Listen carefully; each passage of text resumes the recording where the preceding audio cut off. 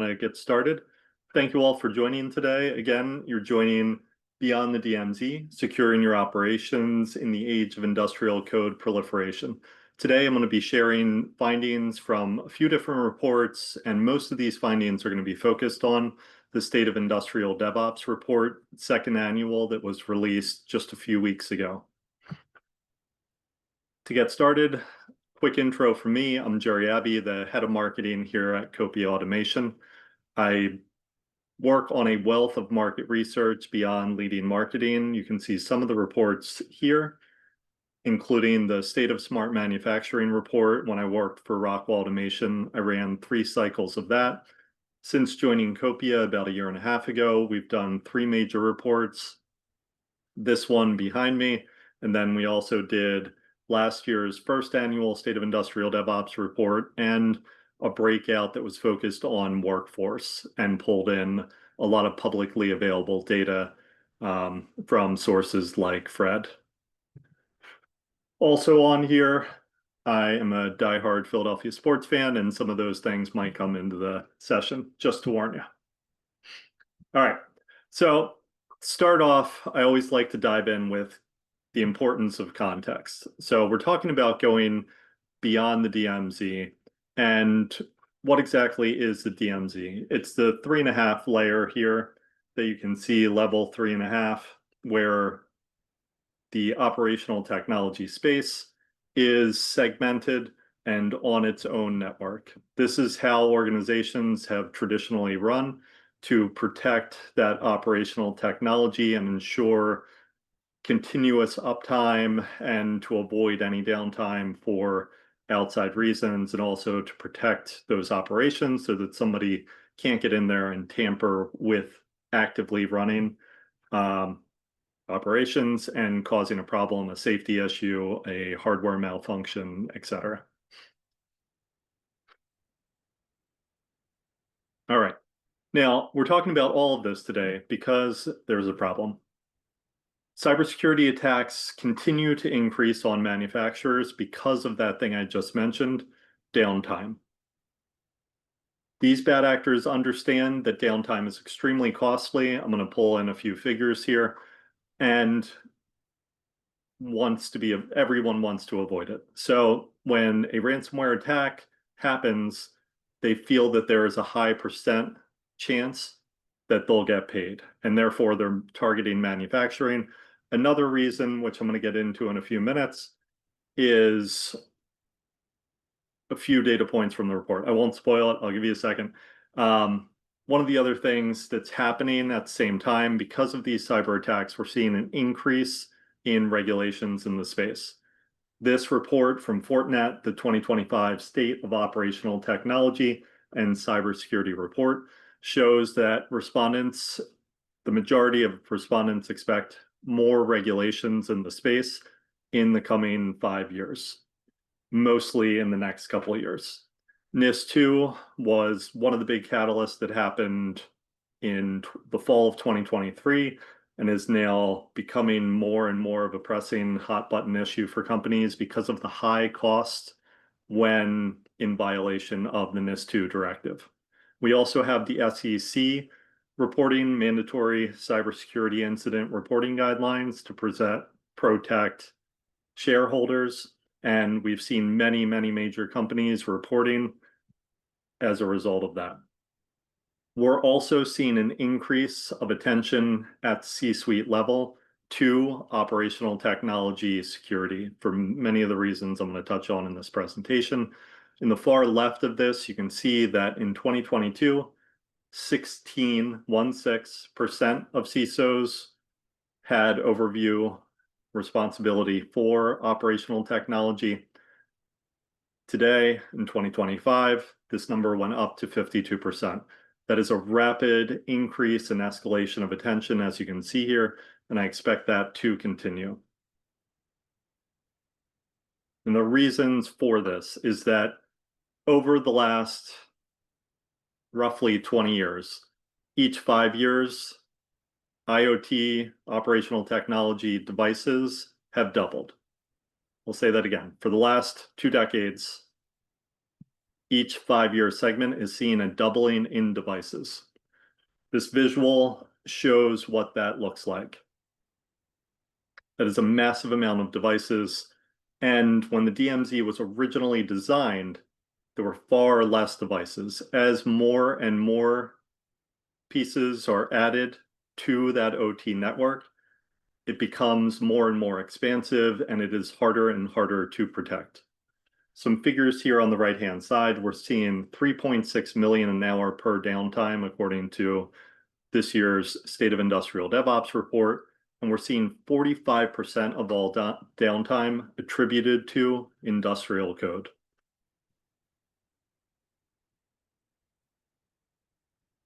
Now, in the summary for this event, we had this key stat, which is really important to look at. Everything that I'm going to be talking about today talks about the scale, the complexity, and the entrance of AI in OT, and that is triggering the need for heightened awareness and activity for cybersecurity. To address this complexity, 87% of our respondents said that they need cybersecurity tools integrated with industrial code management tools to help with the proliferation of industrial code everywhere. You can see this quote to the right of the screen here from Gartner. This is high level on their cybersecurity page, defining cybersecurity and the basics around it.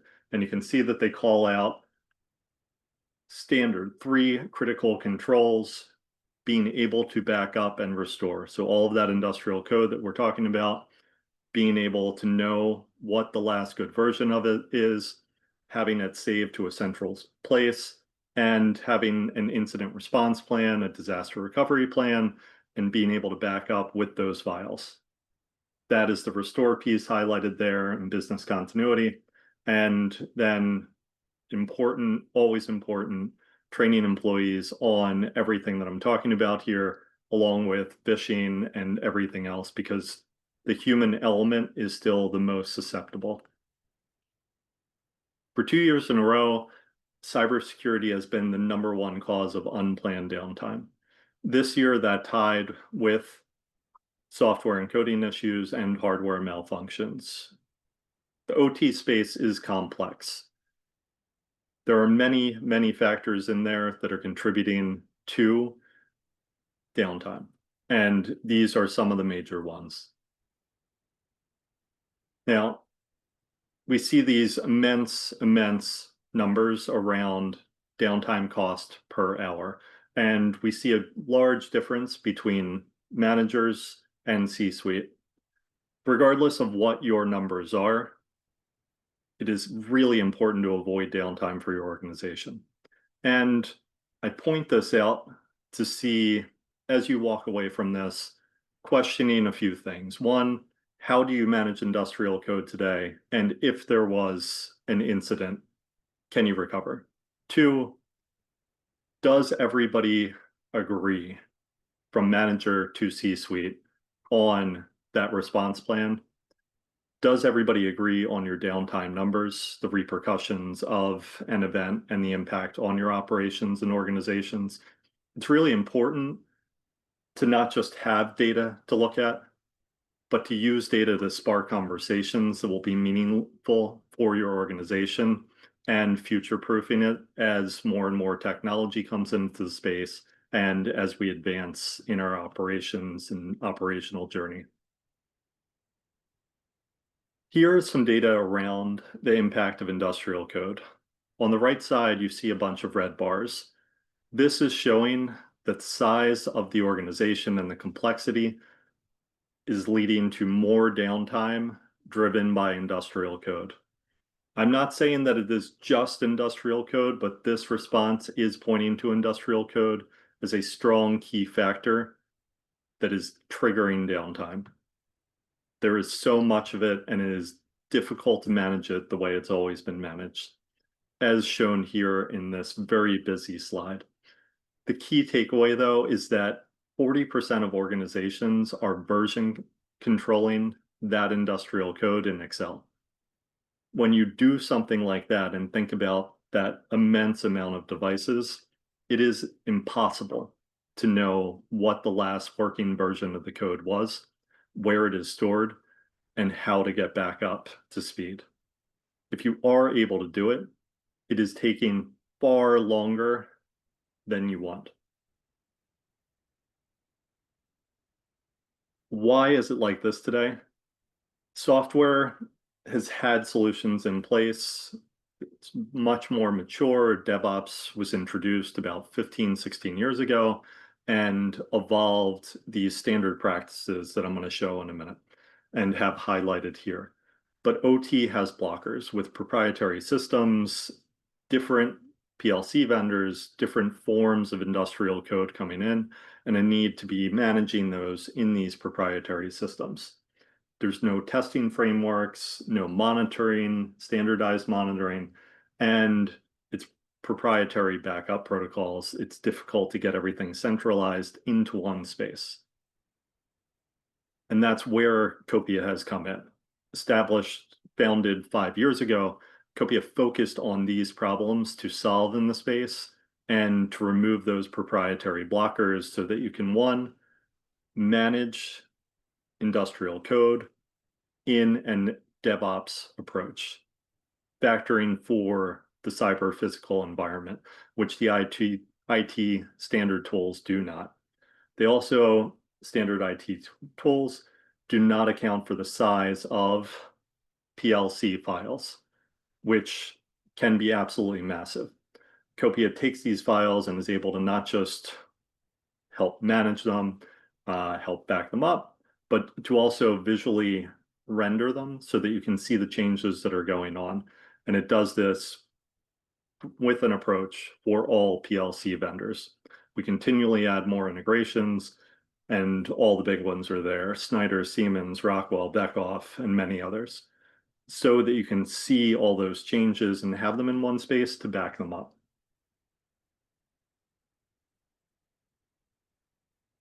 As we dig into this space, we're seeing an evolution of how it is approached. And industrial DevOps is more of that lofty top-level ideal, and the practical execution of it is industrial code lifecycle management. We have lifecycle management for many things within the operation space. Now it is bringing that same approach, the same idea, to your industrial code and treating it like the critical asset it is. So today's reality, thinking about enterprise organizations, large spaces that account for all the things I've talked about, that proliferation of devices and industrial code and difficulty in managing it, and concerns around that cybersecurity integrity and resilience. This is just an example, an amalgamation made up of many different customers that we talk to give that what it could look like. 18 locations, thousands PLCs, thousands of other devices. You have a mix of controls engineers and technicians across the board working on code in scattered places, saving it with the date name, putting it in Excel. Maybe there's a SharePoint drive, but you're still relying on someone putting the file there and naming it in a way that you're going to understand where it came from and when it was put there. A mix of PLC vendors. With the amount of mergers and acquisitions that happen in this space, the bigger of an organization that you are, the more likely that you have a mixed house of different PLCs. Even if you haven't merged, it's just difficult due to supply shortages and so many other things to have 100% in one vendor. So you have this mix, and then you have manual backups and ad hoc version control to manage that industrial code. If you do have a third-party system, it's likely outdated. You have some automated backups, but you're primarily focused on version control. And all of this is leading into that OT cyber vulnerability, incomplete asset inventories, unknown code changes, outdated backups, and limited or no recovery plan because of the first three things that I said. Now, that DevOps stack that I mentioned a few minutes ago in the IT space has developed over a series of years and is very mature. You have these different solutions that set the baseline, Red Hat, Snowflake, Microsoft, and then on top of that, understanding your asset management and security with systems like CrowdStrike, Okta, Splunk. And then in the layer where Copia sits on the OT side, on the IT side, you have systems like Rubrik, Commvault, Veeam that are doing that backup and disaster recovery for you. On the OT side, we've had networking in factories for 20 plus years. We've had automation with PLCs for longer, and that has matured. And seeing the proliferation of assets and the risks of not knowing what's on your floor and leading into monitoring who's accessing your network, who's accessing those devices, Dragos, Clarity, Nozomi, and many others developed to solve that problem 10 years ago.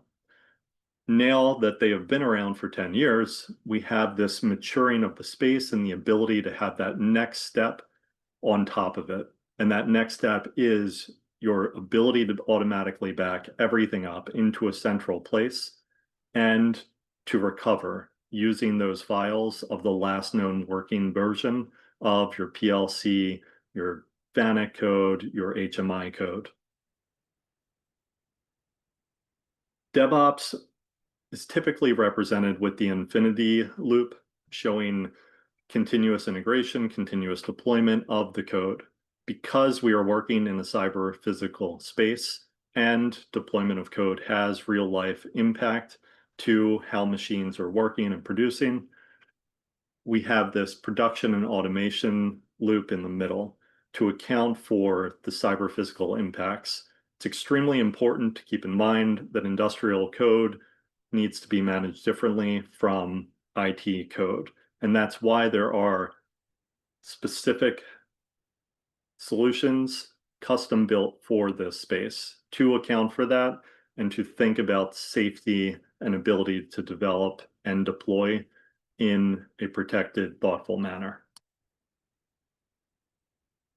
Now, because of everything I've gone through today, I believe that 2025 is the tipping point for industrial code lifecycle management, the adoption of industrial DevOps, for several reasons that I'm going to go through now. One, 92% of our respondents expect to be using industrial DevOps, industrial code lifecycle management in the next 11 months. 53% of that group are already using it or piloting and looking for how they will scale it across their organization. The reasons that they are doing it are practical and pragmatic based on everything that I've gone through today. Improved PLC management and version control, centralizing that code, allowing, empowering all of your engineers and technicians to operate on the same code, being able to branch it and merge it and update it in the same space. Also, having the visibility of who is touching that code, why they're touching it, when they're touching it, and what changes have been made. Also, this one here, ensuring reliable backups and disaster recovery. If you have it centralized, you know what the last working version of the PLC code is.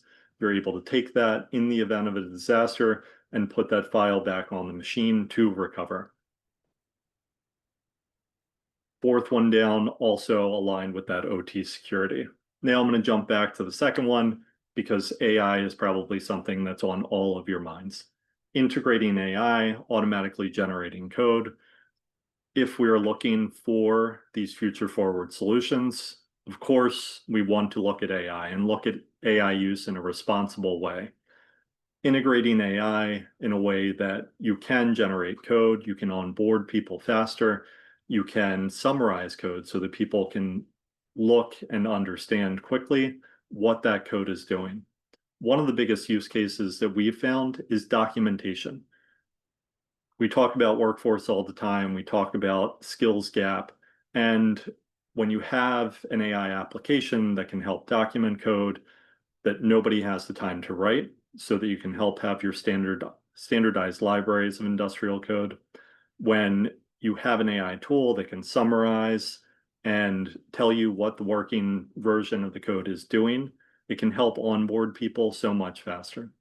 Also, with an industrial DevOps platform, that control over the code so that you can have someone make changes, but put them in for approval and commenting so that their manager can review that, look at it, suggest changes before the code is actually deployed, giving that buffer of security and safety, and also avoiding downtime caused by a human error because you have that layer of review built in as and when needed. Another piece of the inflection point for industrial DevOps that I'm seeing today, this bottom line, we have no challenges. Year over year, when asked what is stopping people from adopting industrial DevOps, that has doubled from 10% to 20%. They have no challenges because they are today, right now, using industrial DevOps in their space. If you look at the other reasons that people aren't moving forward, it's similar to what you see with everything, and honestly, it breaks down to prioritization. And that's why I give these webinars. I gave a bunch of presentations at FabTech 2 weeks ago and was at Inductive Automation's user conference this week, just building the awareness that solutions are out there to better manage your industrial code. And it's extremely important to better manage your industrial code. And that goes for everything from all of the reasons I mentioned, maintaining downtime, but avoiding downtime, and making an OT cyber resilient organization. But it also goes to having modern tools so that when you hire people in, you can retain them because they're working in a tool set that's making them feel like they are learning and adding value to who they are and what they bring to the workplace. And also when you're thinking about insurance, thinking about your OT cyber insurance, if you have these things, it's going to make an impact on your insurability, and especially when there is an incident. Now, another piece of this fundamental shift I just mentioned on the workforce, it's shifting what they are doing. So 2 points to call out here. One, this top focus area for industrial DevOps team, learning and adopting new technologies. You're empowering your teams to look ahead and prepare your organization. How can we be better? How can we do better? And this bottom one, you are moving them away from things that nobody wants to do. Unplanned work and rework. Nobody ever wants to do that. Also in this report, we had an average of 48 hours a month from all respondents spent on debugging code. Nobody wants to do that.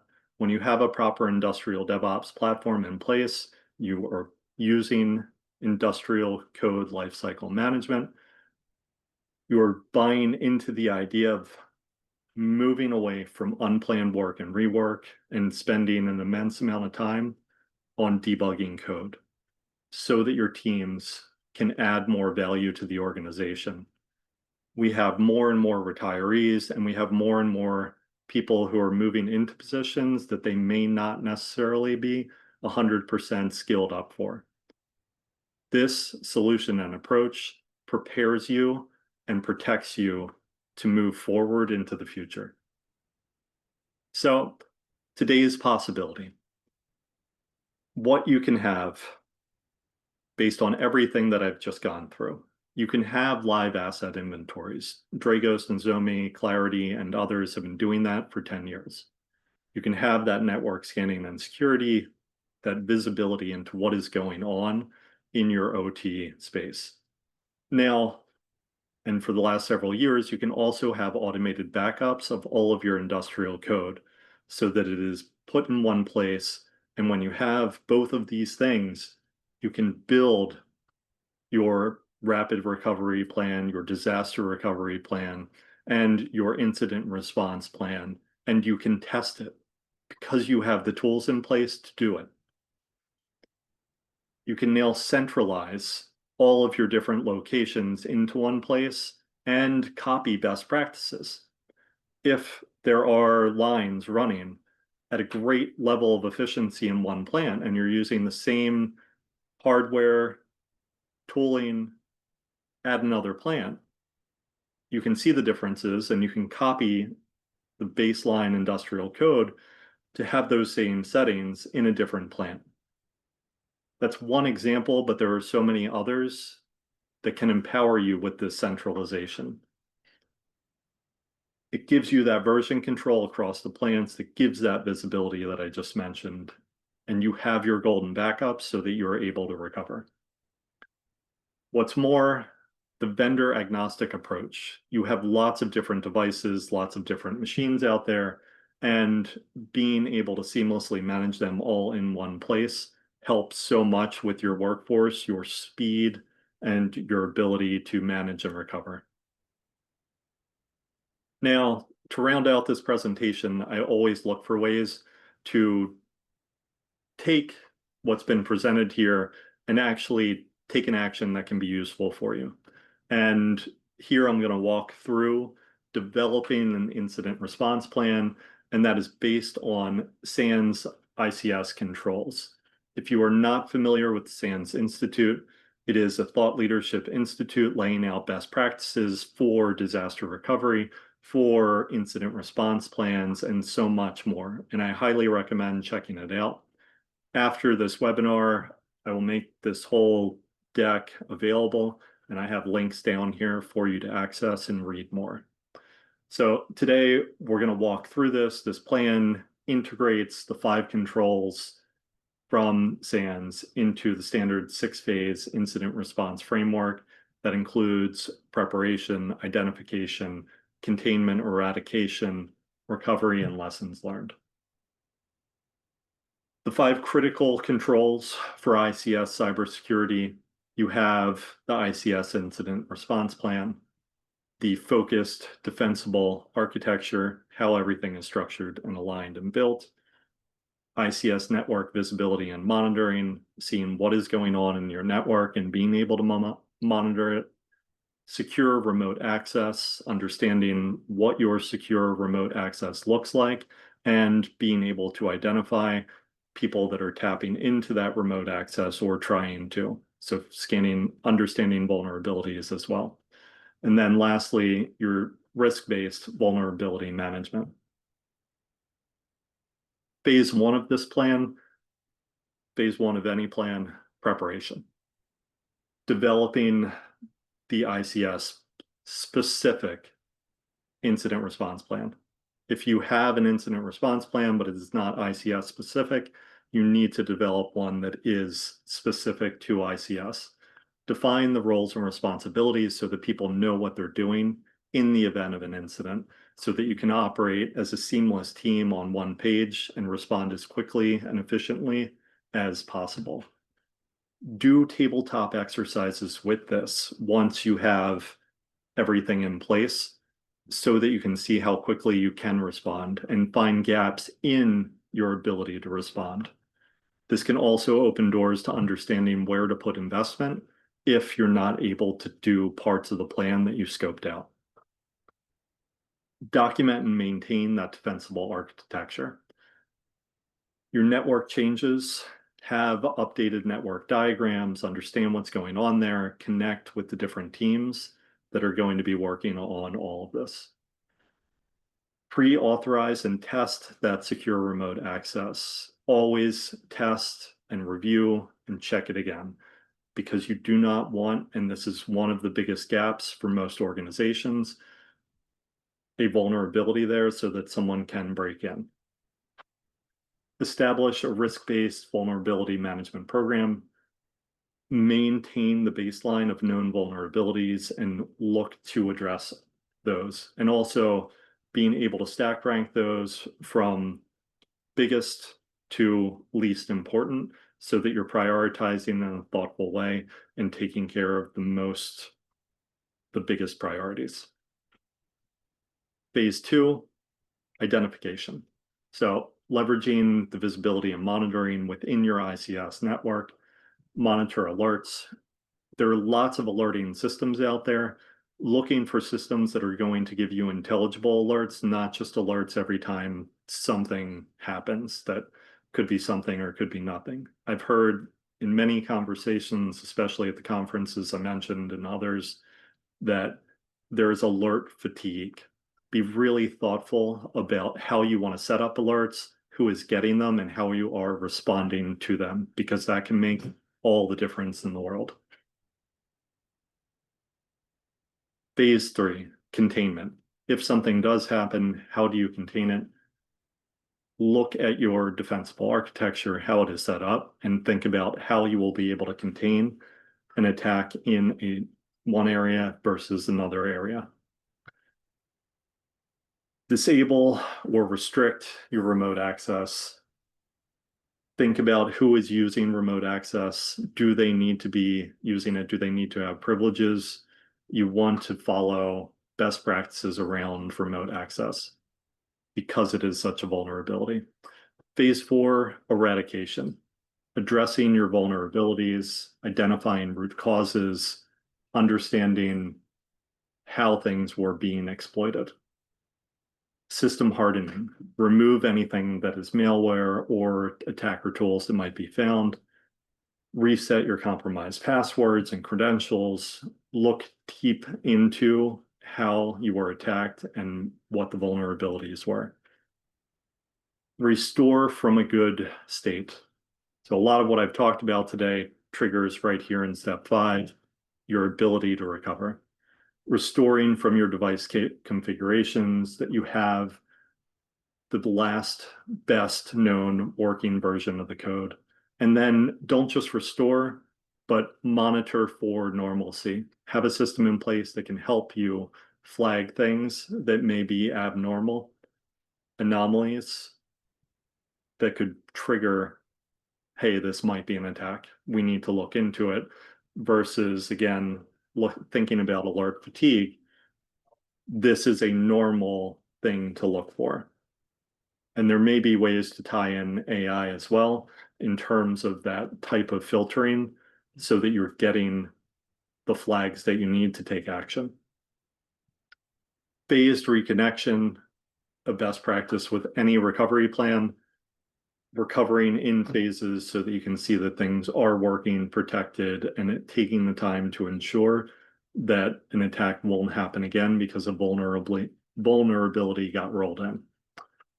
And last, possibly the most important part of the plan, the lessons learned.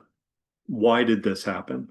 What things have we learned by going through all of these different steps and making sure that you have all the people connected in the room, because each individual is going to bring a different perspective from the area that they are responsible for, the area that they oversee, and that can help harden and improve your response plan.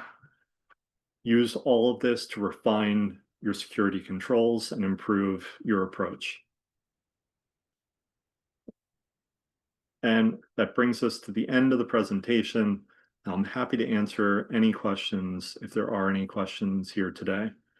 I have a Q&A chat at the bottom there that you can enter in your questions. And if you are interested in downloading our State of Industrial DevOps report, you can access it here.